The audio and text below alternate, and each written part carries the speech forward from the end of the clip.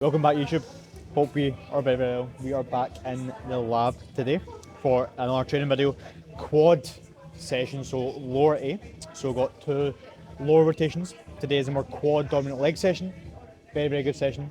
Gonna walk you through the session, take you through some bits and bobs as usual, drop some hopefully value, some entertainment, going through the sets today. So pretty demanding session today, as usually the leg sessions do go. So we're starting off with ab crunches. To start off, I'm a big fan of starting with abs before I go into any of my leg work, due to just the bracing component of it. I feel like when you train your abs, it almost just cues you to contract and tend your abs when you are going into your big heavy compound lifts, like the squat, like the leg press we have today. So I'm a big fan of that.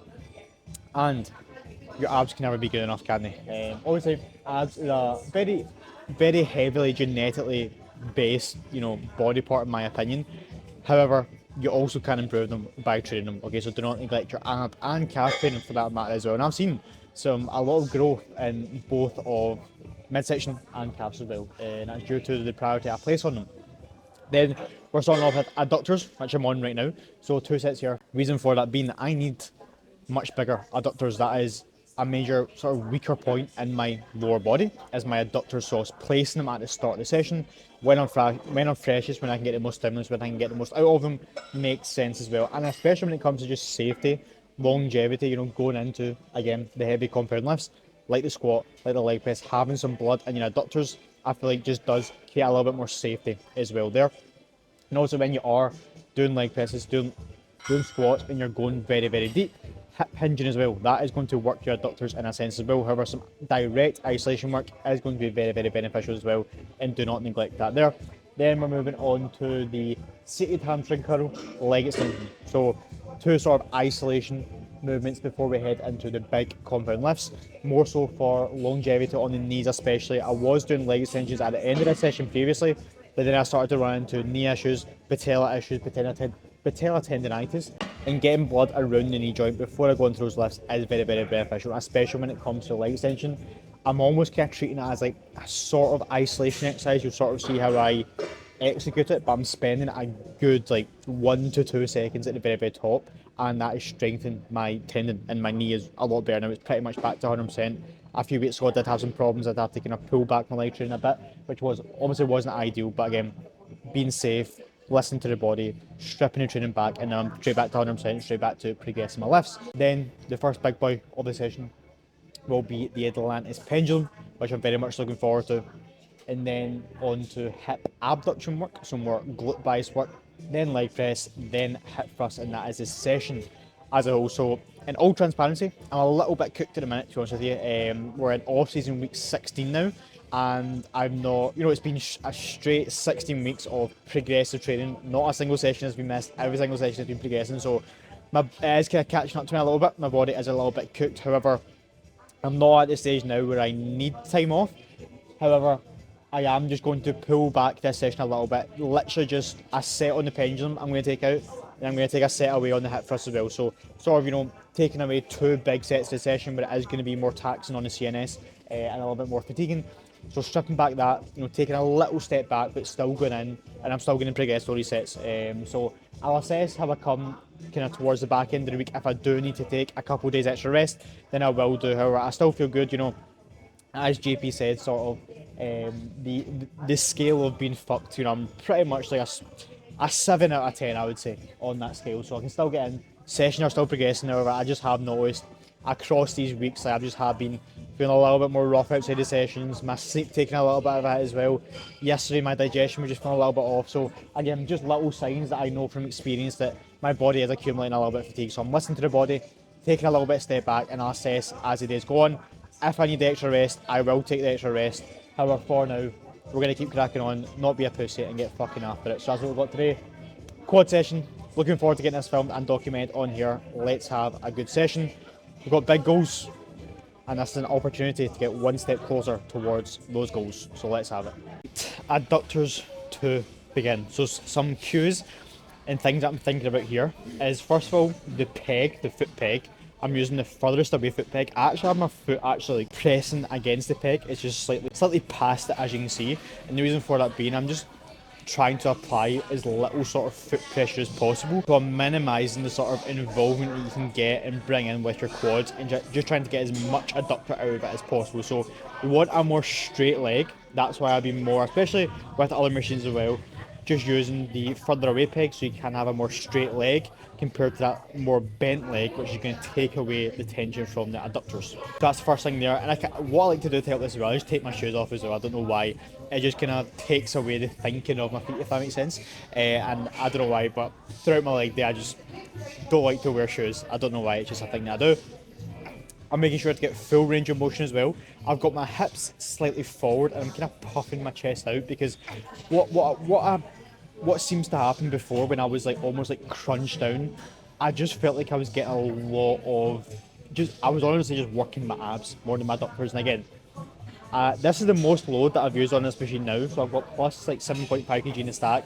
I've never had strong adductors, and again, with the improved accuracy that I'm now training my adductors and the most load that I've used, my adductors are growing. My adductors are growing. So that's some cues. Think about adductor there. Make sure you get full range of motion. You're controlling the change of direction as well. What I want to discuss in this video as well is just like, and you'll notice it throughout all of my sets, what tends to happen is I actually slow down the descent. So I slow down the rep speed as I get deeper into that stretch to really compose myself, making sure that I'm actually using the intended muscle, and that intent can be so beneficial to keeping tension on the muscle, and again, especially on the big lifts like a squat and a leg press, to keep the composure and make sure that you're being aggressive and you're not letting the set get to your head almost, and it really does improve your composure. And this is something I'm going to talk a little bit more in depth about when we get to the leg extension in particular, is the importance of composure, breathing, accuracy, intent, especially in your leg training. This is why I really like to film my leg training, because it is, it's the hardest muscle group to train as your legs. It's the most demanding, both CNS and just the mental battles and the mental pain barrier that you need to overcome, and it really does test your abilities and your training ability as well. Another thing that I started doing as well is timing my rest periods. Now, not to like, I need to rest this certain amount of time, is just to make sure, because especially when I'm training myself, what can tend to happen, especially when I don't go on my phone during my sessions really, that I'm just having a minimum amount of time between sets, because I could very easily just rush back into the set with just not allowing myself enough rest time. So I just try at least sort of 3 minutes between each set, and I'll just time it on my Apple Watch just to make sure I'm actually resting long enough. You want to make sure that you are completely rested before you go into your next set, so you're actually able to give 100% into that set without, your breathing being all over the place. You don't want that to be the limiter. The limiter of your set should be taking the muscle to failure. It shouldn't be anything else. You need to make sure that you're actually able to give 100% into every single one of your sets, and that is very important, especially when it comes to the bigger lifts. I'll take upwards of 5 minutes, and borderline, if you don't need 5 minutes before going into another set of a big lift, you probably haven't took it all the way there, to be honest with you. So that's just another thing that I've just recently incorporated into my training as well. Seated hamstring curl. Now, using the pad to make sure that I'm locking myself down as much as possible, using a thigh pad. I've got the seatbelt on as well. I'm creating as much stability as possible, which is allowing me to get everything I possibly can out of my hamstrings. I'm literally locked in place. I could not move anything if I tried. My hips are in place, my knees are locked into the pad. I'm thinking about driving my quads into the pad. I'm pushing myself back into the back pad. When you have these counter forces, it allows you to create as much stability as possible, as much output as possible, to create as much tension through the hamstrings as possible. And when I'm doing this, especially using the seatbelt, I'm literally making the set as hard as I possibly can to ensure that I'm getting as much out of my hamstrings as possible. Using the seatbelt literally makes the set harder because you're not able to move your hips, because when you get closer towards the end, and especially what I see with clients is, your clients is, your body's smart. It wants to move a bit. It wants to take the tension off the hamstrings by moving because it's sore, it's painful.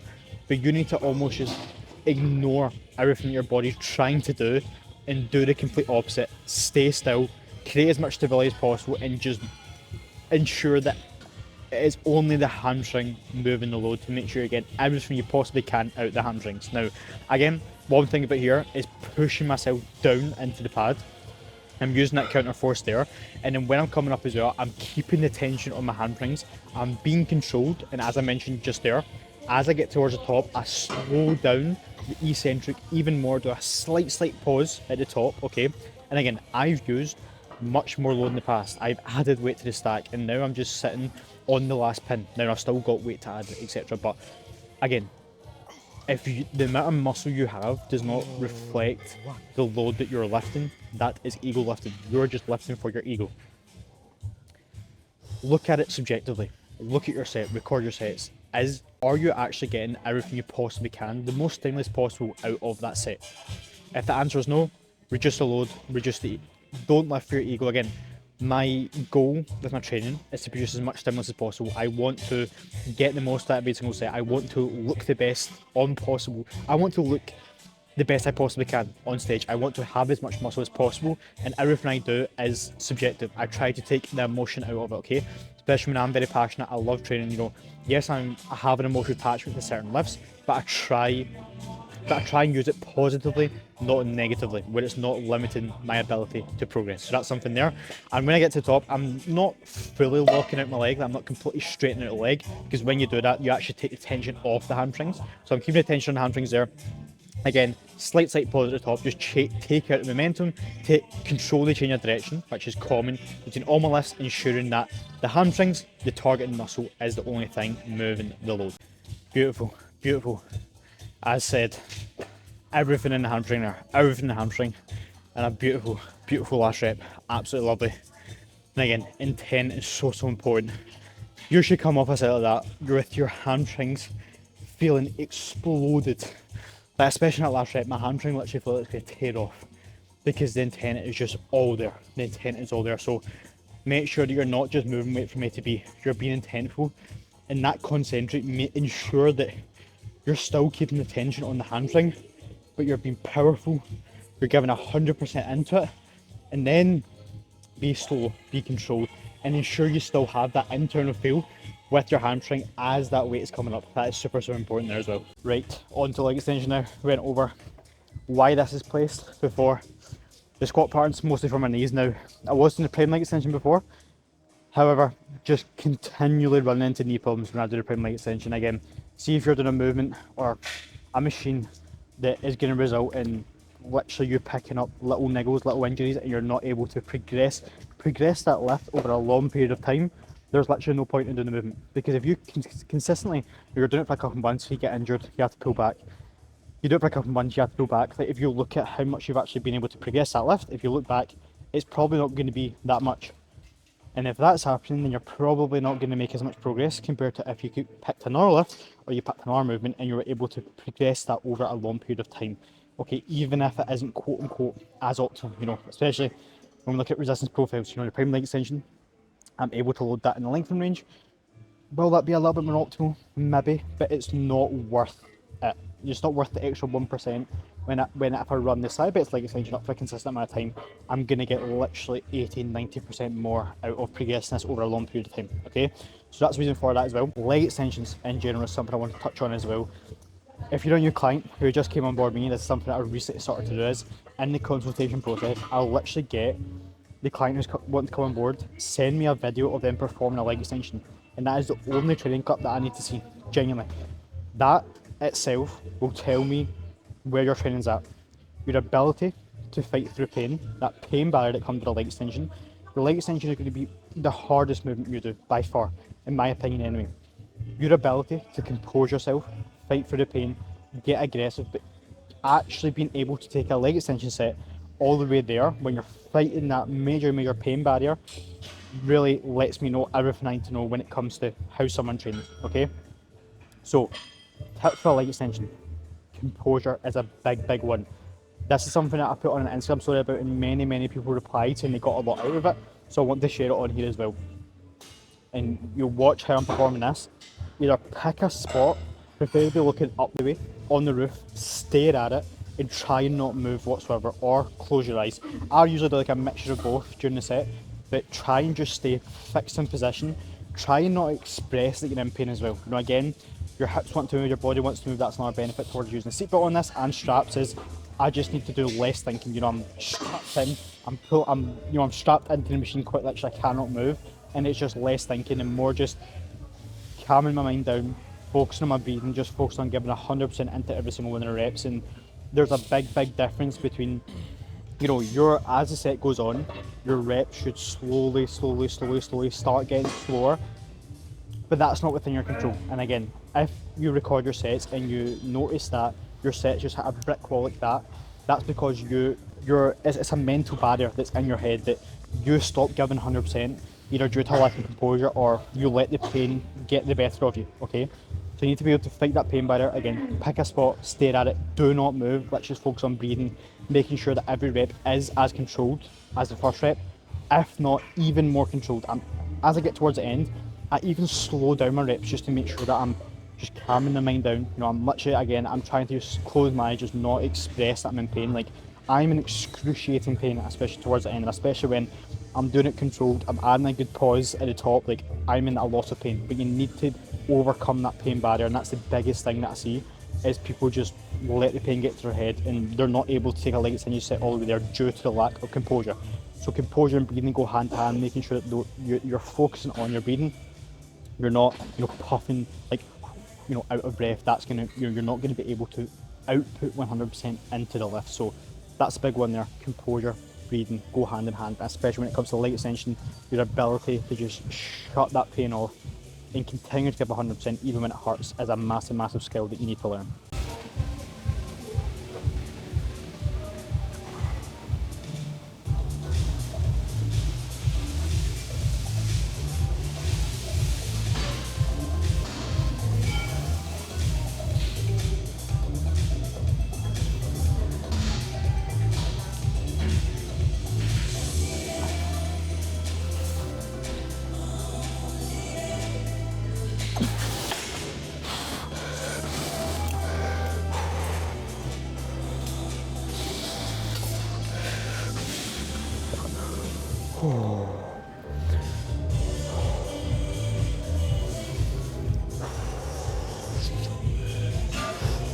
Even disregarding the sort of knee issues that I have, the leg extension is the only quad movement you're going to be able to get the quads fully short, okay?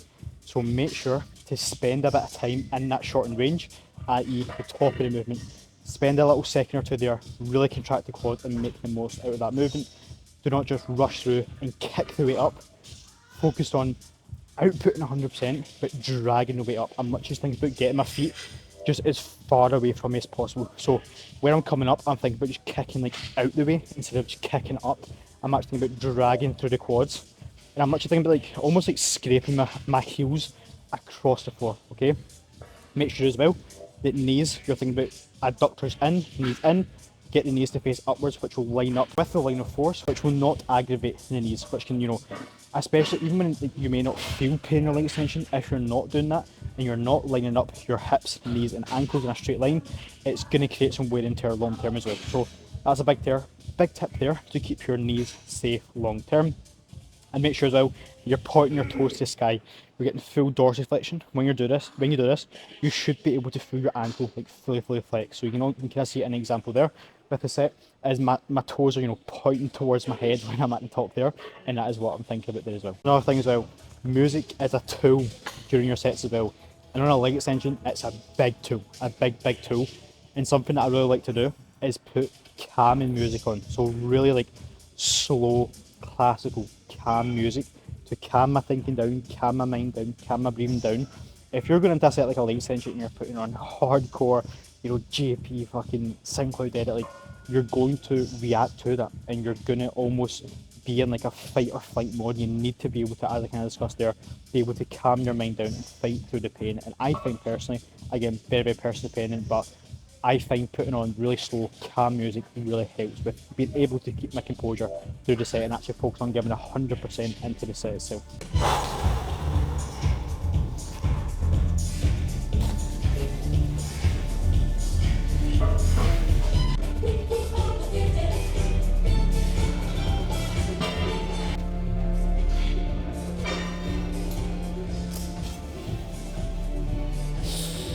Oh.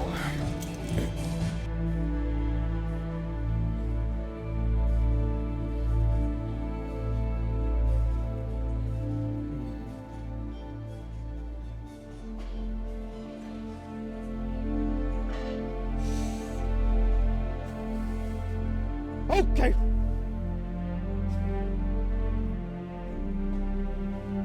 Ah.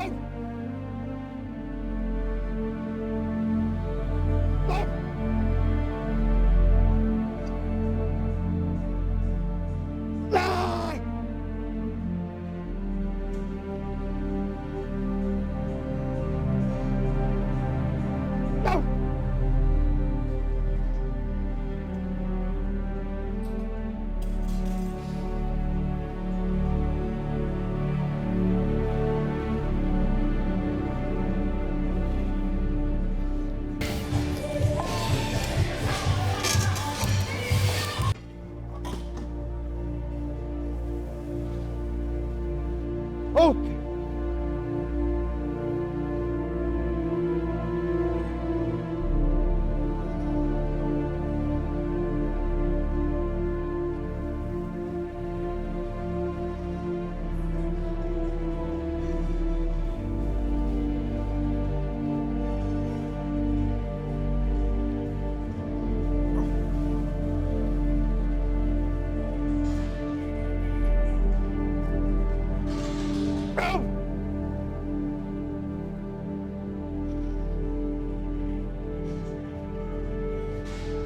No.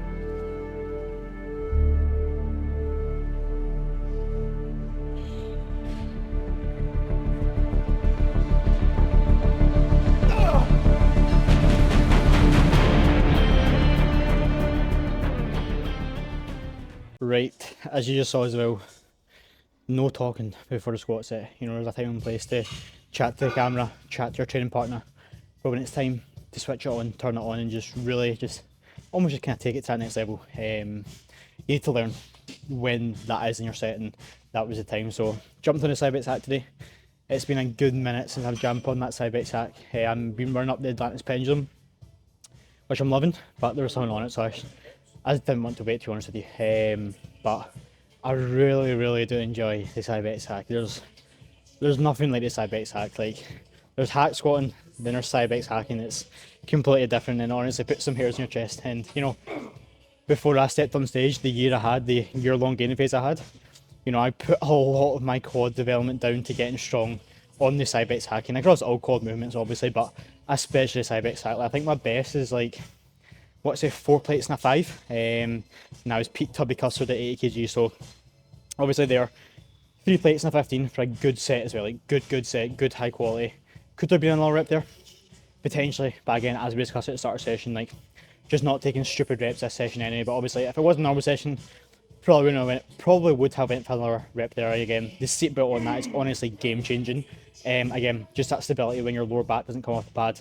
Again, I'm a big fan of the Cybex hack. However, for myself, like, I just don't fit the machine as well as I do the pendulum. So I'll see, because lower back, knees, as they get stronger, you know, it starts to creep up, you know. So I'll see, because I really do enjoy Cybex hack, and doing that, it brought back good memories, you know what I'm saying. So but yeah, that's the first big boy there done. Usually do 2 sets there, but as I said, just doing the 1 set today. Got hip abduction here, so glute movement. I like to split up the quad compounds as well, so I'm not going right into the leg press. I like to switch up with some isolation work as well, but just hitting the glutes from all areas. Again, a big priority in my training right now is glutes. Like, I'm hitting them both leg days, and quite a decent amount of volume, to be honest with you, covering all bases. You know, hip hinging, Bulgarian, glute drive, hip abduction, just hitting them from all areas, making sure no stone is being left unturned, as I say. So really good set. Honestly, feeling pretty good. I hope I won't need a few days off, to be honest with you. I'm trying not to. I'm trying to just be a little bit more cautious with my time outside training as well. Just chill out a little bit more. Just a little bit extra time in regards to recovery as well. So we'll see how that goes over the next few days. Obviously, next week as well, I'm at the Arnold's as well, which will be really good. Get a few good sessions at the Physique Club, and then possibly some gyms in Birmingham if there's any good ones there as well. But looking forward to that. I'll also get that vlog. That'll be, you know, next week's videos. Probably get a couple of videos filmed, to be fair. That'll be fun going there with the boys. Long weekend away, always good. But obviously, no boxes will be left unticked, of course. But yeah, that's enough yet for me. Really good Cybex hack squat set. And you sort of see the sort of focus, intent going through sets, and especially like intensity isn't shouting and screaming all of your reps. You know, intensity is staying composed, making sure that, you know, nothing's changing between that first rep and that last rep. That is what is harder compared to moving, speeding up the rep, using momentum, bouncing into hold. That's easy. That's easy. That takes less tension off the muscle group that you're trying to work. So again, intensity is putting all of your energy into the reps, all of your energy into those last concentrics. And again, it's not like I don't make noise. Like you seen, like on the last rep, like I let a little bit out. You know, before the first rep, I went, oof. I did a little bark to get me psyched up for the set. But there's a difference. It's not taking away from my set. It's only adding to my set. You know, so you need to learn to have that balance. But I would also prefer someone to be too noisy, screaming their head off, and taking it all the way there, compared to someone being more reserved and afraid to make noise. You know, again, right in the middle is the balance. So one of many reasons why it is very, very important that you stick with the same program, the same exercises, is even 16 weeks into this new training plan now. Like every week that I go in and do the same movements, do the same machines, that I literally just get a little bit more comfortable, and the less thinking you have to do, the better. You know, the minimum cues you have to do to perfect your execution and still getting everything you can out of that given muscle group is the better. Because you can just focus on giving 100% into every single one of the reps, compared to almost kind of overthinking all these little cues. And again, at the start of a new movement, you may have to sort of really think about these small cues, but over time, as you go in every single week and do it every single week, you will get accustomed to the movement. You will learn. It is literally a skill.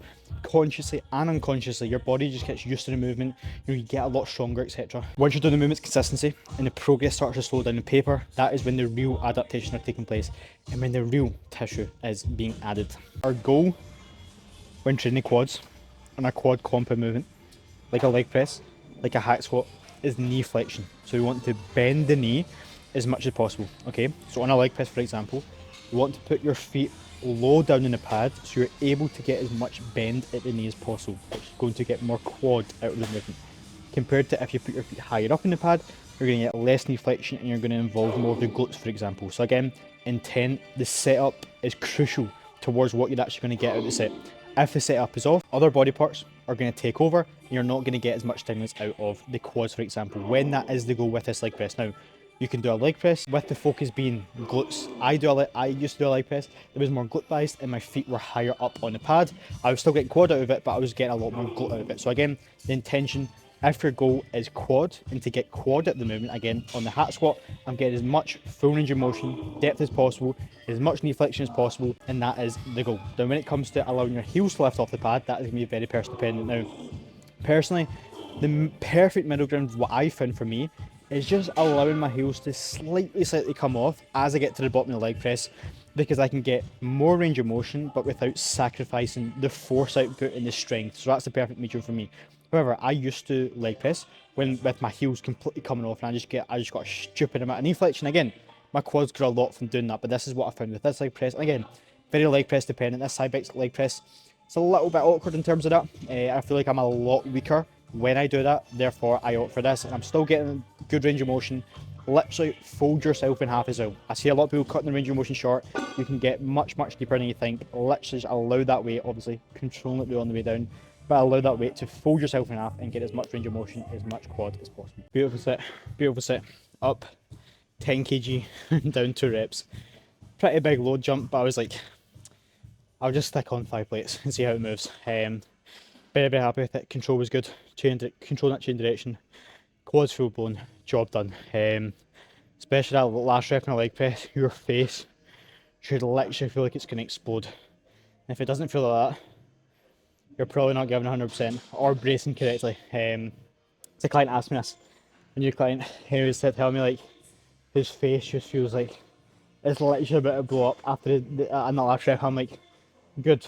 That's a sign that you're actually taking a leg press sets all the way there. So don't be shocked if like you come off it and like your eyes, your face just feels like, right now my face just feels very like flared up, if that makes sense, because of the amount of pressure on that last rep, especially with the amount of load that you use on the leg press as well. So, and while I'm here, I've been yapping a lot this session, but I like to just taking my time between my sets and it gives me something to do. So, but what I want to talk about is the enjoyment of your training.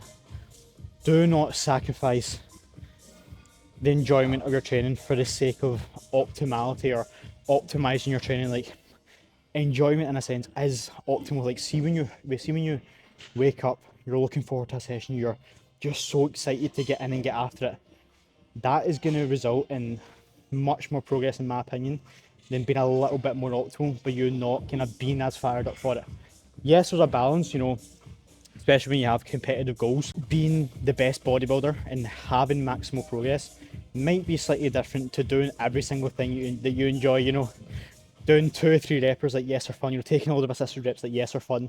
There's also a balance you need to have, but ensure that a priority within your training sessions is enjoyment. And especially when clients come on board, like that's generally one of the biggest things that I prioritize within when I'm making training plans for clients, is that enjoyment within their sessions. And I get their input as well. It's not like I don't just tell them, you know, this is what you need, go and do it. I ask their opinion.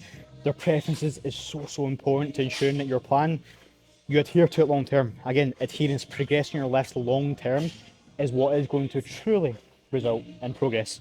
Not doing the most optimal plan for a month, consistently chopping and changing. That's not going to result in much progress. So, food for thought, as I say. Right, hip thrusts. We have got the Citadel hip thrust, which is a pretty rare machine. Actually, I've not seen any other gym have this. Big fan of this. Now, when it comes to setting up the hip thrust, we want the knee directly over the heel. Okay, I do not want to see any movement of your knee. I want your knee to stay in place. I want that rib cage packed down.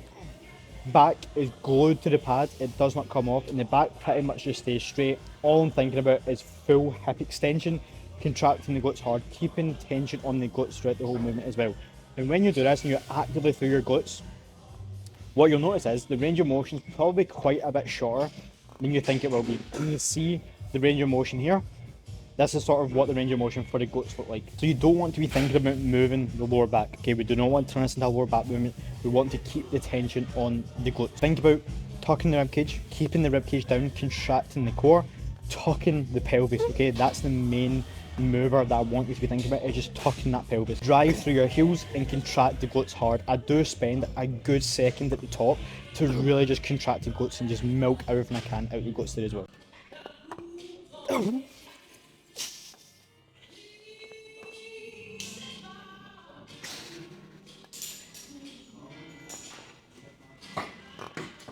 Oh. Oof.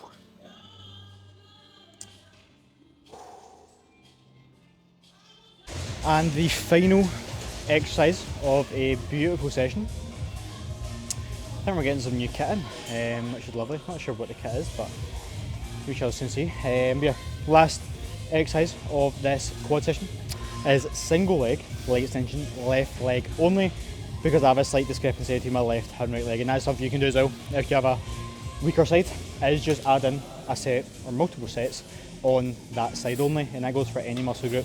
If you have an imbalance in your bicep, imbalance in your delt, this is a very easy way to bring up that weaker side to the stronger side, and it's something I found very beneficial before my prep as well.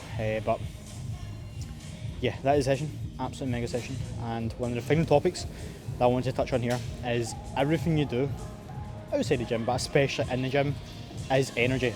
Energy that if you waste it is being wasted, that you could be putting into your sets. So, you know, that is why you see people like JP, Cuba, who literally hire people to, you know, load their machines for them when it comes to put with the machines, because they're not wasting energy. They're literally saving all the energy they have to put into their sets. And that's something that, I mean, I don't do that, but I do to a certain extent. It is just like being really selfish with my energy, the time that I'm giving to people. You know, I've yapped a lot to use on the old Osmo here, but that's a little bit different, you know. It's not necessarily wasting energy when I'm just talking, but, you know, bigger examples like just, you know, warm-ups is a good example. Wasting warm-ups, like after the hat squat, I literally did one warm-up on the hat squat. No, sorry. After the hat squat, I did one warm-up on the leg press, went straight into my set, didn't even do a warm-up for the hip thrust, just went straight in. And again, I'm just doing as minimal as I need to do, but for me to be ready for my set, and I'm not wasting energy. All the energy is being put into the set. And again, wasting energy, shouting, that's energy that you're wasting that you could be putting into your set. And that internal aggression is key as well. Making sure that that internal drive, that internal force, you're putting all the energy into that. That is all from my end because the Osmo is about to die. Hope you've enjoyed this quad session. I very much enjoyed documenting it and talking through the session. Next week, I'm off to the Arnold as well, so looking forward to getting that vlog with the boys, the Arnold UK. We all went back in 2024. There's much less of us going now, but it will still be very, very enjoyable staying with the Airbnb the weekend there. We're just going on Friday for prejudging because Saturday was fully booked. All the tickets were sold out, unfortunately. But it's an absolutely amazing experience. And even if it's not like a high level show like the Arnold's, I would highly recommend, if you have a passion for training, you want to get into bodybuilding, go to a bodybuilding show. Like, the spark that it gives you is unlike nothing else, and it's so just cool to be surrounded by an event of like-minded people that you share the same passion with, and it's just good to get in those circles as well. So I would highly recommend, if you have or want to compete in the future, 100% get yourself into a bodybuilding show, and especially when you see the Arnold's, like, it's just a whole different ball game, and it's fucking crazy to see the physique. So obviously we've got Andrew and Martin in Open, which would be good. I don't think Harry's doing it, I believe, which is unfortunate. I've seen him back in 2024 and that was a very, very good Harry as well. Seen Samson back in 2024, seen Wesley back in 2024 and he's obviously come back. The battle between Wesley and Mike will be good in Classic, so it's going to be a mega show. Very much looking forward to that next week, but for now, one day at a time, one session at a time. Focus on the now, focus on what you need to do today, focus on the set that you're in, etc., and just do one step at a time. But another step taken, many steps taken forward, and a very, very good session. But I shall see you in the next one. Thank you very much for watching. I appreciate the support. If you're interested in online coaching, there will be a link in the description if you want to make a whole lot of progress, or if you have aspirations to step on stage in the future. The work starts now. Even if you're looking to compete in a year or two's time, do not underestimate the time of nailing your gaining phases. Again, just for your coach to learn your body and just get to know you as a person as a whole can go a long way as well. So that's all. Thank you very much for watching, and I shall see you in the next one.